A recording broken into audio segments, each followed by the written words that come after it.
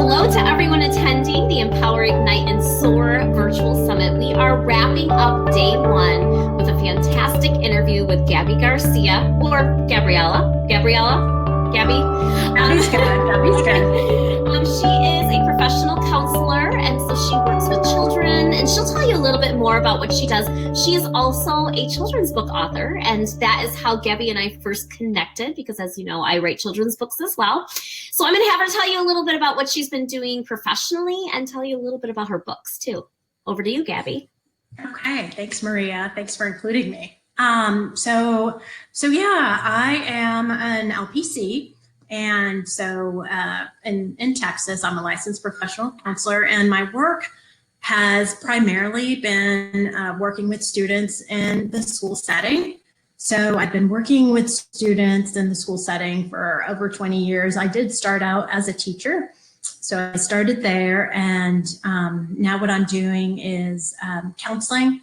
I go to different schools. I do all age levels, so it's K through 12. And I've also had a private practice. I've done a little bit of coaching in the past. And yes, as you mentioned, I've also written a couple of children's books. The first one was called Listening to My Body.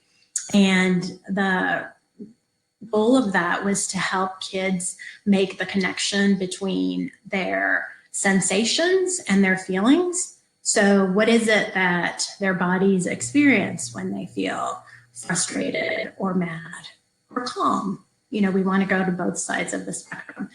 And my most recent book is Listening with My Heart, and it's a story of kindness and self-compassion.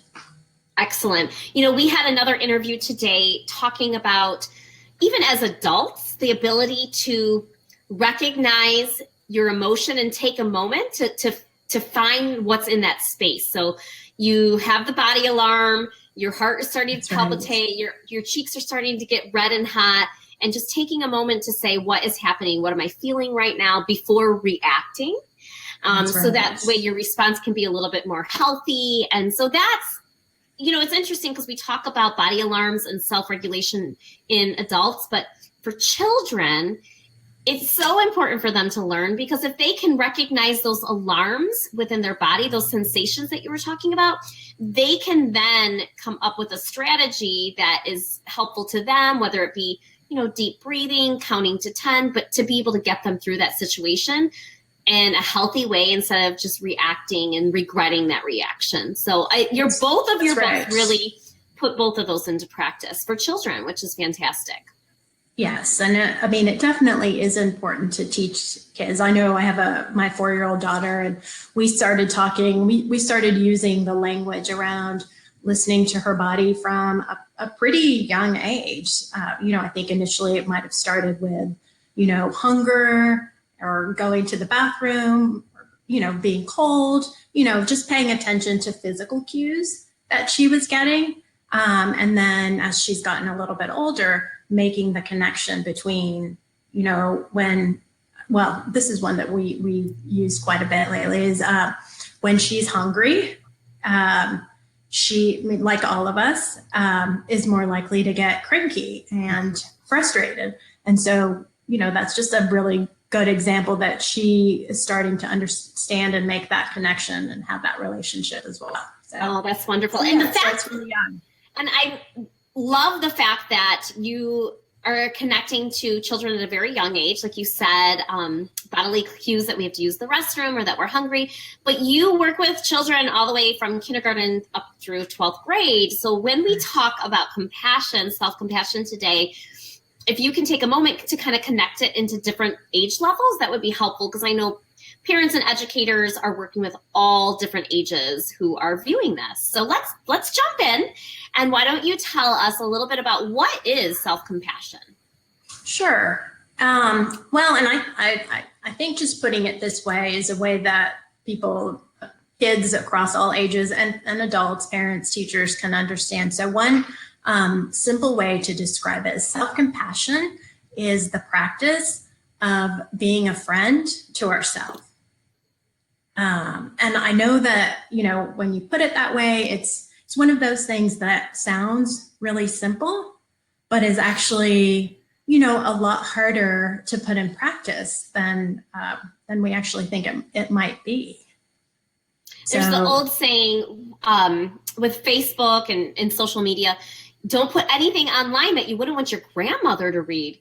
And I think about self-compassion. Don't say anything to yourself that you wouldn't say to your own best friends. I think we're really hard on ourselves, and we can be really mean to ourselves. And so what you're saying is self-compassion is treating yourself as you would treat a friend. Definitely. Yeah. That's a good definition of it. So tell us why it's important for kids and for parents to practice self-compassion. Sure. We live in an extremely achievement-oriented society. I mean, it is all around us for our kids, for us as parents, as adults.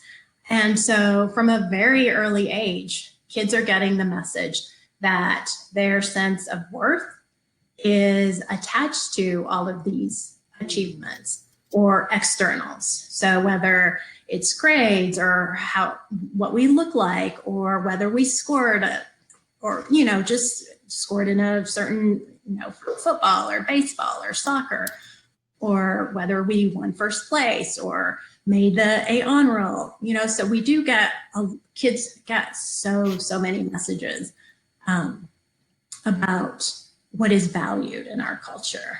And when they don't meet those standards is when, that self-criticism really starts to kick in. And, it starts to kick in fairly young. Yeah. So the importance of being kind to ourselves is so that we can see that our worth is not connected to all of those achievements. Right. And help to build emotional resiliency, really. Oh, I love that. When I was in college, I struggled with this, and so I could have really used practicing self-compassion in college. I thought that good grades equated good person. And then after college, I felt that running in marathons and winning races equaled good person. And it was exhausting. And I experienced burnout. I got to the point of frustration. What am I living my life for? I'm spending hours a day running and overachieving for what? To prove to everyone that I was a good person. And the moment that I could shift that mindset and realize that all of those things did not define who I was as a person, life became so much lighter and life became so much more enjoyable. And so now I live each day doing things that bring me joy and not just that achievement focus. So as an adult, I had to learn that late in life. And so I hope that as parents, we can teach our children this at a young age. So how can you teach this to children at a young age? Because it's such an internal conversation that we're having with ourselves. So how, for a young child, can you explain a couple hands-on, actual things we can do? Sure. Well, okay. So let me back up a little bit, but before we get to how we can teach it to ourselves, I do think it's really important that as parents, we're actually modeling and practicing this for ourselves, because, our children are watching us. We are their primary